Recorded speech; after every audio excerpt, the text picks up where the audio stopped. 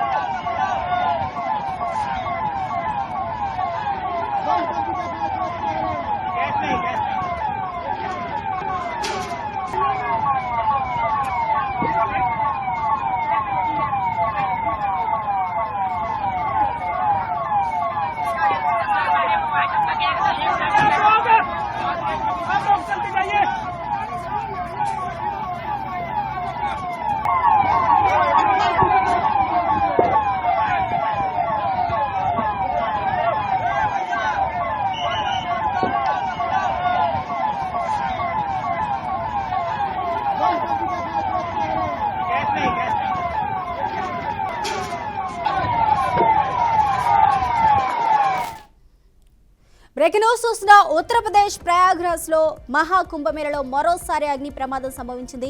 అగ్ని ప్రమాదం గురించి సమాచారం అందిన వెంటనే అగ్నిమాపక సిబ్బంది సంఘటనా స్థలానికి చేరుకున్నారు. అప్పటికే స్థానికులు మంటలను ఆర్పే ప్రయత్నం చేశారు. శంకరాచార్య మార్గ్లోని సెక్టర్ 18లో ఈ అగ్ని ప్రమాదం జరిగింది. దీని కారణంగా అక్కడ ఉన్న అనేక టెంట్లు బూడిదయ్యాయి. టెంట్కు మంటలు అంటుకున్న వెంటనే చుట్టుపక్కల ఉన్న ప్రజలను ఖాళీ చేయించారు. అయితే అక్కడ గాలి బలంగా వీస్తున్నందున మంటలు వేగంగా వ్యాప్తి చెందుతున్నాయి. ఇదే అంశానికి సంబంధించి పూర్తి అప్డేట్స్ మా మేనేజింగ్ ఎడిటర్ చిదంబరం అందిస్తారు. చిదంబరం, స్వప్న, ఏదైతే మనం చూస్తున్నామో ప్రయాగ్రాజ్ లో అక్కడ ఏర్పాట్లు చేసిన టెంట్లు అన్నది ప్రతిసారి అగ్ని ప్రమాదానికి కారణాలుగా మాత్రమే. ముఖ్యంగా చూస్తే మాత్రం అక్కడికి వస్తున్న భక్తులకు అంటే అక్కడ వసతి ఏర్పాట్ల కోసం కొన్ని టెంట్లు చేస్తే మరికొద్ది మంది మాత్రం అక్కడ ఎవరైతే ఉండే నాగా సాధువులు కూడా దానికి సంబంధించి అవసరమైన ఏర్పాట్ల కోసం టెంట్లను ఏర్పాటు చేస్తారు. బట్ అదే సందర్భంలో అక్కడ వాళ్ళకి వంటల కోసం కానివ్వండి, అక్కడ ఉన్న వాళ్ళకు ఆహార ఏర్పాట్ల కోసం పెడుతున్న ఏవైతే స్టవ్లు ఉన్నాయో వాటి ద్వారా మంటలు అలుముకొని ఎప్పటికప్పుడు అక్కడ జరుగుతుంది. ఇది మొదటిది కాదు, మొత్తం ఇప్పటికి 3 సార్లు అగ్ని ప్రమాదం జరిగింది. 3 సార్లు అగ్ని ప్రమాదంలో ఎలాంటి అంటే ఆస్తి నష్టం అయితే జరుగుతుంది కానీ బట్ ఎవరి ప్రాణాలు పోకపోవడం పిలుచుకుంటున్నారు. దానికి తగ్గట్టుగానే ఎప్పటికప్పుడు ఫైర్ ఇంజిన్లు కానివ్వండి వాటిని అక్కడ తీసుకెళ్లే ప్రయత్నం అయితే చేస్తున్నారు. కానీ మనం చూస్తే మాత్రం ముఖ్యంగా 144 సంవత్సరాలకు ఒకసారి జరిగే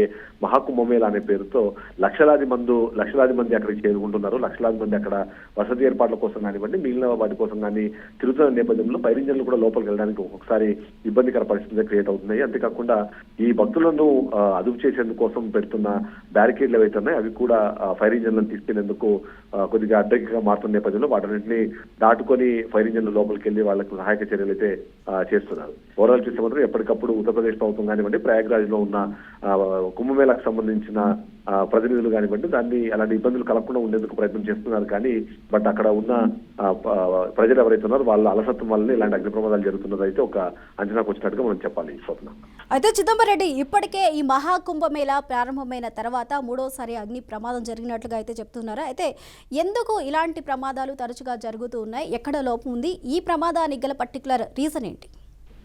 అయితే ఇక్కడ ఉత్తరప్రదేశ్ కు సంబంధించి మహాకుంభమేళ ఏర్పాట్లలో భాగంగా కేవలం ప్రభుత్వమే కాకుండా చాలా మంది ప్రైవేట్ ప్లేయర్స్ కూడా అక్కడ అంటే అక్కడ ఫైనాన్షియల్ గా అంటే కమర్షియల్ యాక్టివిటీతో కొద్దిమంది మరికొద్ది మంది మాత్రం సేవా తత్పరతతో అక్కడికి వచ్చే భక్తులకు భోజన ఏర్పాట్లు చేసే ప్రయత్నం చేస్తున్నారు. ఆ భోజనం ఏర్పాట్లు చేసే క్రమంలో అక్కడ కొద్దిమంది ఏమో గ్యాస్ స్టవ్స్ కానివ్వండి మరికొద్దిమంది అక్కడ ఉన్న స్థానికంగా దొరికే వస్తువులతోనే వంటలు చేసే ప్రయత్నం చేస్తున్నారు.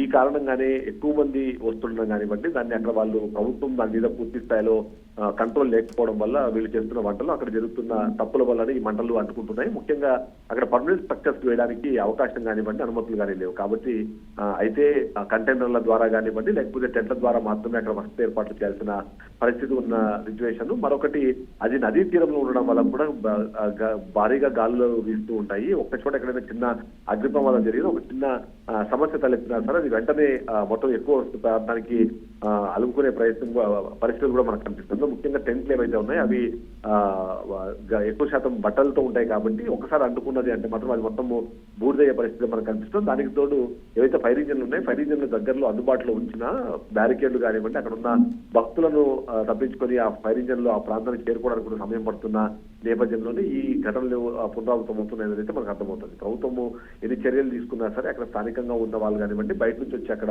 ఈ భోజన ఏర్పాట్ల కోసము తయారు చేస్తున్న వంట గదులు ఏవైతే ఉన్నాయో వాటి వల్లనే ఈ ప్రమాదాలు జరుగుతున్నట్టుగా మనం విశ్లేషణ అవసరం కనిపిస్తుంది. Thank you Chidambar Reddy.